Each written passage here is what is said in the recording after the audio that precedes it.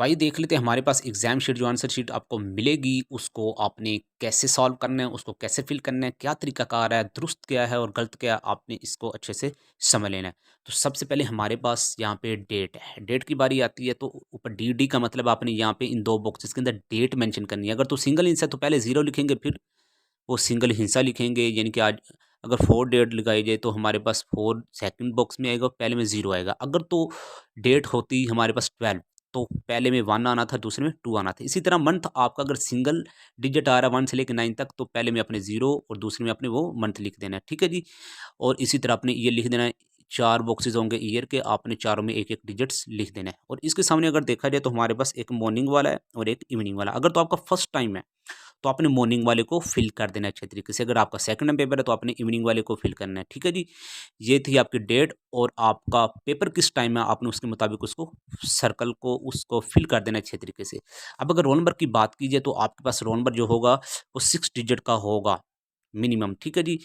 और ये आपका 6 डिजिट का होगा, हो सकता है किसी बोर्ड का 5 डिजिट का भी हो, लेकिन आपके रोल नंबर के मुताबिक आपको ये बॉक्सेस दिए गए होंगे। आपने एक बॉक्स के अंदर एक ही नंबर लिखना है। यहाँ पे रोल नंबर है 1,40,540। मैंने फर्ज कीजिए रोल नंबर है हमारे पास 1,40,540, तो एक-एक हिस्सा आपने लिख दिया। अब एक के नीचे देखना है 1 वाला जो सर्कल है उसको आपने फिल कर देना है, फिर 4 के नीचे 4 वाला सर्कल देखना है उसको फिल कर देना है, इसी तरह 0 के नीचे 0 वाला सर्कल देखना है और 5 के नीचे 5 देखना है, 5 कहाँ पे उसको सर्कल कर देना है, इसी तरह फिर 4 के नीचे 4 को देखना है, 4 कहाँ पे उसको सर्कल करना है और लास्ट पे फिर 0 को देखना है, 0 का भी उसको भी सर्कल कर ये आपका बबल फिल करने का तरीका का रोल नंबर का आपने इस तरह फिल कर लेना है। और इसी तरह पेपर कोड आपको दिया गया होगा, वो आपकी ऑब्जेक्टिव जो शीट आपको मिलेगी, ऑब्जेक्टिव क्वेश्चन पेपर जो आपको मिलेगा उसके ऊपर ये 4 डिजिट का कोड लिखा होगा, आपने वो यहाँ पे मेंशन कर देना है, ठीक है जी।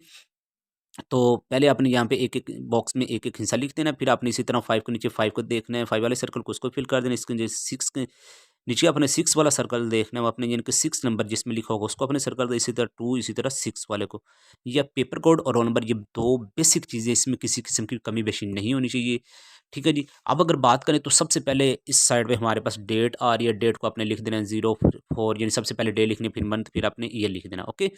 नेक्स्ट नीचे है मैट्रिक और इंटर। आप मैट्रिक एग्जाम दे रहे हैं, इंटर के नहीं। इंटर होता है 11वीं 12वीं और मैट्रिक होता है 9th-10th।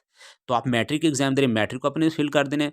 इसी तरह नीचे पार्ट 1 और पार्ट 2। अगर तो आप 10th क्लास का पेपर दे रहे हैं तो बेटा आपने पार्ट 2 को सर्कल को फिल कर देना है, पार्ट 2 के सर्कल को।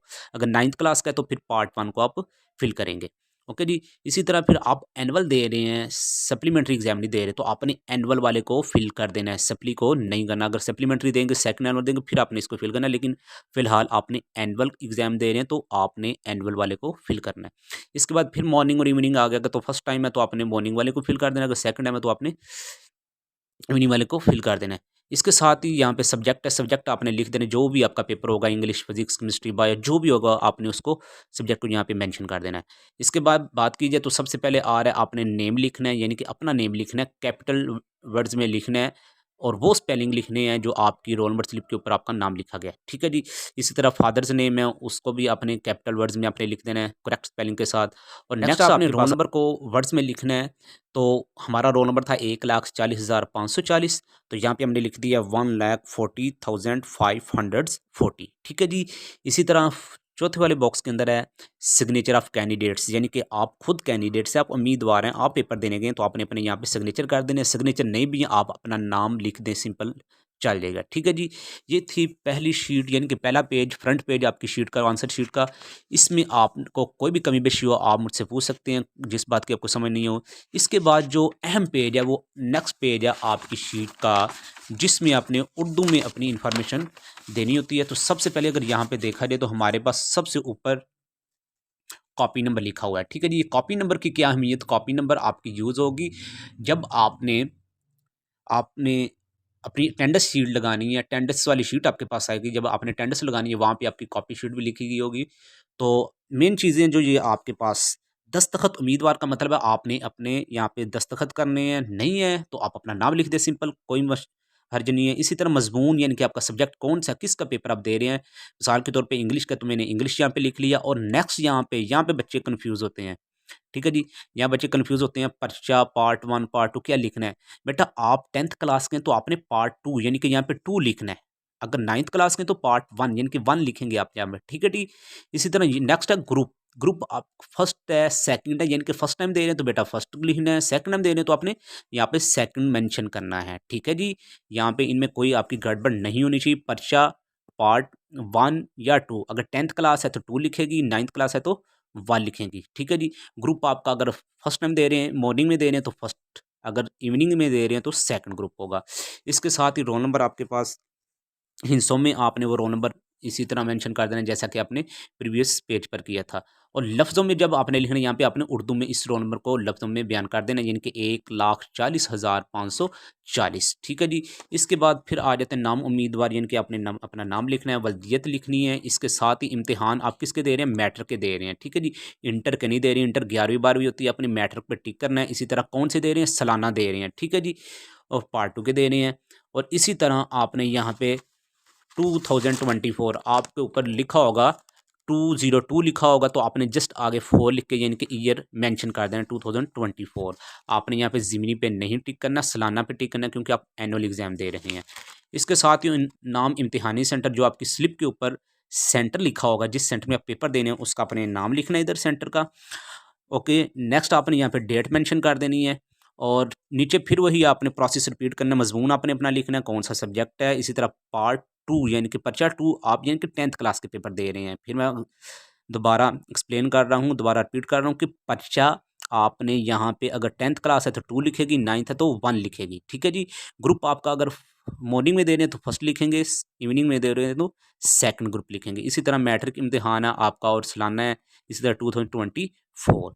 ये था आपके मेन पेज। इसके बाद आपकी शीट शुरू हो जाती है। ठीक है जी, और आपने जब इसको नेक्स्ट करना है तो आपने अपनी जो पेपर शुरू करना है, यह बात बहुत अहम है। आपने इसकी बैक साइड से, बिल्कुल इसकी बैक साइड से पेपर कभी भी शुरू नहीं करना। यहाँ पे आप जो भी क्वेश्चन लिखेंगे वो आपका सारा का सारा ज़ाया होगा, क्योंकि ये शीट उतार ली जाती है तो आपने जो क्वेश्चन लिखा होगा वो आपका ज़ाया होगा। तो आपने कोशिश करनी है, कोशिश नहीं, आपने हर हाल में इस पेज के बैक साइड से पेपर नहीं शुरू करना, आपने नेक्स्ट पेज से पेपर शुरू करना है यहाँ से। ठीक है जी, और इसके बाद अगर एंड वाला पेज देखें तो हमारे पास एंड पे ये एक पेज शो हो रहा है। यहाँ पे दो चीज़ें हैं, एक तो आपके ऑब्जेक्टिव आपके यहाँ पे अपने अपने आंसर फिल करने हैं, और दूसरे नंबर पर यहाँ पे पेपर कोड है, उस ऑब्जेक्टिव का आपने उस ऑब्जेक्टिव का पेपर कोड लिखना है। ठीक है जी, तो यहाँ पे वो पेपर कोड लिख के इसी तरह फिल करना है जैसा कि मैंने फ्रंट पेज के अंदर, पहले पेज के अंदर शो किया था। और यहाँ पे आपने ऑब्जेक्टिव को अपने सॉल्व करना है, यानी कि आपके पास जो ऑब्जेक्टिव क्वेश्चन पेपर आएगा वहाँ से आपने पढ़ना है।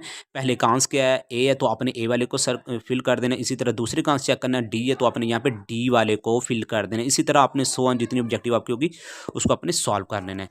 ये थी हमारे पास एग्ज़ाम की बोर्ड शीट। और दुआ करता हूँ कि अल्लाह पाक हिदायत दे हमारे बोर्ड को कि वो शीट अच्छी से अच्छी बनाए। शीट बहुत नाकस किस्म की होती हैं, रफ़ किस्म की होती हैं, बच्चों को लिखने में दुश्वारी होती है। तो दुआ ही कर सकते हैं अल्लाह इनको हिदायत दे। तो उम्मीद करता हूँ आपको इससे काफ़ी कुछ सीखने को मिला होगा। अगर फिर भी किसी बच्चे को कोई प्रॉब्लम हो आप पूछ सकते हैं। नेक्स्ट इंशाल्लाह फिर किस टॉपिक के साथ मिलेंगे, तब तक के लिए ख्याल रखिएगा। अल्लाह हाफ़िज़।